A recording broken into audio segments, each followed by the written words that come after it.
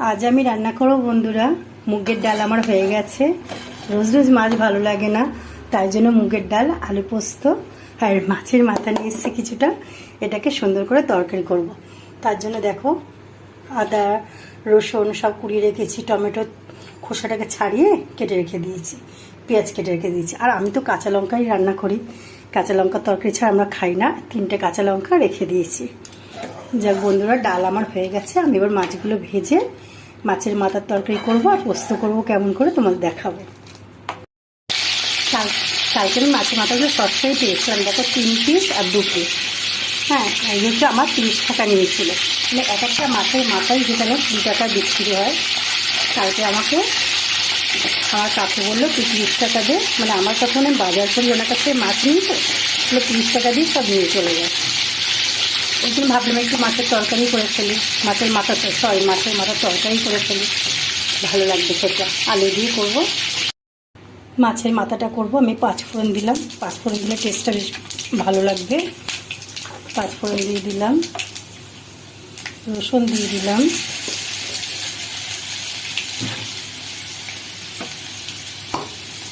আমি কিছুটা আলু নিয়েছি, এটাকে দিয়ে দিলাম।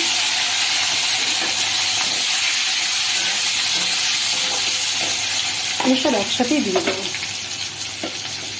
দেখো কতটা পেঁয়াজ দিচ্ছি। এটার মধ্যে নুন দিয়ে দেবো, চাপা দিয়ে দেবো, আস্তে আস্তে কষে যাবে। পরে আমি টমেটোটাকে দেবো।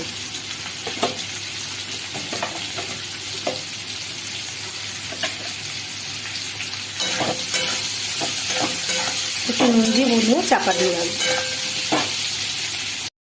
পেঁয়াজটা বেশ লাল লাল হয়ে গেছে। আমি এবারে খোসা ছাড়ানো টমেটোগুলো দিয়ে দেবো। আমি এখনও আদা দিইনি, একটু পরে দেবো। এবার না একটু জল দিয়ে দেবো।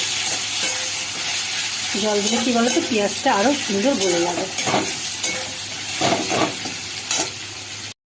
দেখেছো বন্ধুরা, আমি কত ভাজা মশলা গুঁড়ো করে রেখে দিয়েছি।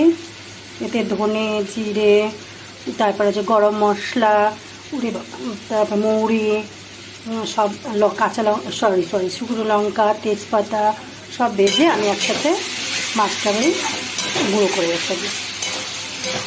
এই মশলাটাই আমি এতে অল্প করে দেবো, কারণ ঘরোয়া মশলা তো একটু অল্পই লাগে। ওটা করে রেখে দিলে কী বলো তো, ঝামেলা হয় না। সেই যখন রান্না করবো গুঁড়ো করবো।